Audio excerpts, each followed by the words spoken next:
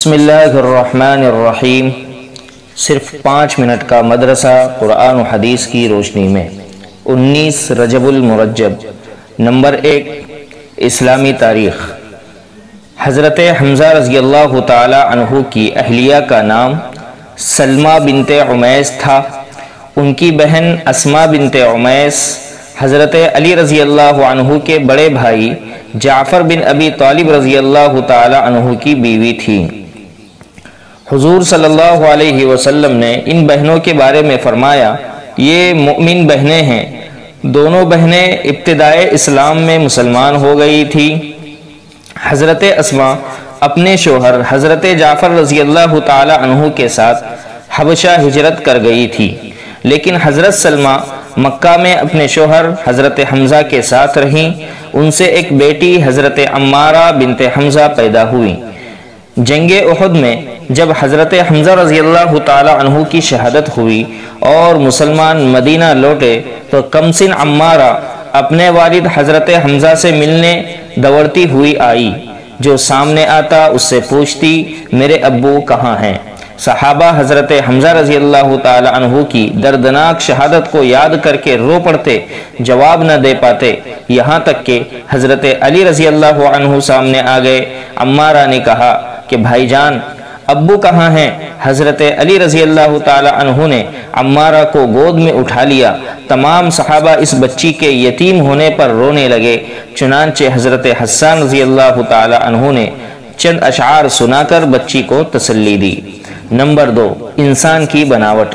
اللہ تعالیٰ نے انسان کو بہترین اور خوبصورت انداز میں ڈھال کر ہر ایک عضو کو مخصوص انداز میں فٹ کر کے کسی نہ کسی خوبی کا حامل بنایا۔ آنکھوں میں دیکھنے کی صلاحیت تو کانوں میں سننے کی قوت، جہاں ہاتھوں میں کھانے پینے اور پکڑنے کی طاقت، وہیں پاؤں میں چلنے کی قوت اور دل و دماغ میں سوچنے کی صلاحیت، یہاں تک کہ معدے کو غذا ہضم کرنے کی صلاحیت دی۔ یقیناً یہ قدرت کی بہت بڑی نعمت ہے۔ نمبر 3، قرآن مجید پر ایمان لانا۔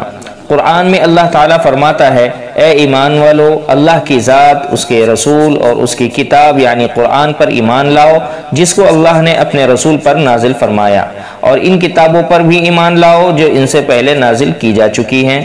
فائدہ، قرآن کریم کو اللہ تعالیٰ کی اتاری ہوئی کتاب سمجھنا اور اس کے حرف بحرف صحیح ہونے کا یقین رکھنا فرض ہے۔ نمبر 4، سفر سے واپسی کا سنت طریقہ۔ رسول اللہ صلی اللہ علیہ وسلم سفر سے واپس آنے کے بعد پہلے مسجد جا کر 2 رکعات نماز ادا کرتے اور لوگوں سے ملاقات فرماتے، پھر اس کے بعد گھر تشریف لے جاتے۔ نمبر 5، مسلمان کی ضرورت پوری کرنا۔ رسول اللہ صلی اللہ علیہ وسلم نے فرمایا، جو شخص کسی مسلمان کی کوئی تکلیف و پریشانی دور کرے گا تو اس عمل کی وجہ سے اللہ تعالیٰ قیامت کے دن اس کی تکالیف اور پریشانیوں کو دور کر دے گا، اور جو شخص اپنے مسلمان بھائی کا عیب چھپائے گا اللہ تعالیٰ قیامت کے روز اس کے عیب کو چھپائے گا۔ نمبر 6، کسی گناہ پر راضی رہنا بھی گناہ ہے۔ رسول اللہ صلی اللہ علیہ وسلم نے فرمایا، جب روئے زمین پر کوئی گناہ کا کام کیا جائے اور وہاں موجود لوگ اس کو ناپسند کرتے ہوں تو وہ لوگ اس آدمی کے حکم میں ہیں جو وہاں پر موجود نہیں، اور جو لوگ وہاں پر موجود نہیں لیکن وہ اس گناہ پر خوش ہوتے ہیں تو وہ لوگ اس آدمی کے مانند ہیں جو وہاں پر موجود ہیں، یعنی ان کو بھی گناہ ہوگا۔ نمبر 7، دنیا اور آخرت کا مزہ۔ حضرت ابو مالک اشعری رضی اللہ تعالی عنہ کی جب وفات کا وقت قریب آیا تو فرمایا، اے لوگو، تم دوسروں کو یہ بات پہنچا دینا کہ میں نے رسول اللہ صلی اللہ علیہ وسلم کو یہ فرماتے ہوئے سنا کہ دنیا کی مٹھاس آخرت کی کڑواہٹ ہے اور دنیا کی کڑواہٹ آخرت کی مٹھاس ہے۔ نمبر 8، خاص بندوں کے انعامات۔ قرآن میں اللہ تعالیٰ فرماتا ہے، ہاں، جو اللہ کے خاص بندے ہیں ان کے لیے مقرر شدہ روزی ہے، یعنی ہر قسم کے میوے ہیں، اور وہ بڑے اکرام کے ساتھ نعمت کے باغوں میں شاہی تختوں پر ایک دوسرے کے سامنے بیٹھے ہوں گے۔ ان اہل جنت کے سامنے لطیف شراب کے جام پیش کیے جائیں گے جس کا رنگ سفید اور پینے والوں کے لیے نہایت لذیذ ہوگی، نہ اس سے درد سر ہوگا اور نہ عقل میں فطور آئے گا۔ نمبر 9، گھیکوار اور رائی کے فوائد۔ رسول اللہ صلی اللہ علیہ وسلم نے فرمایا، دو کڑوی چیزوں میں کس قدر شفا ہے، یعنی گھیکوار یعنی ایلوا اور رائی میں۔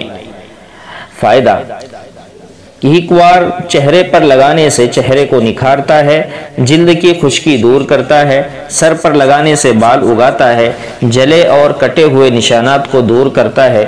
اس کے استعمال کرنے سے شوگر کے مریض کو عافیت ہوتی ہے۔ رائی کا تیل دماغ کو قوت بخشتا ہے، مالش کرنے سے جسم میں چستی پیدا کرتا ہے۔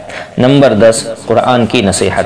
قرآن میں اللہ تعالیٰ فرماتا ہے، اے ایمان والو، تم اللہ اور اس کے رسول کی اطاعت کرو اور شریعت کے مطابق فیصلہ کرنے والے حاکموں کی بھی اطاعت کرو۔ اللہ تبارک و تعالیٰ عمل کی توفیق نصیب فرمائے، آمین۔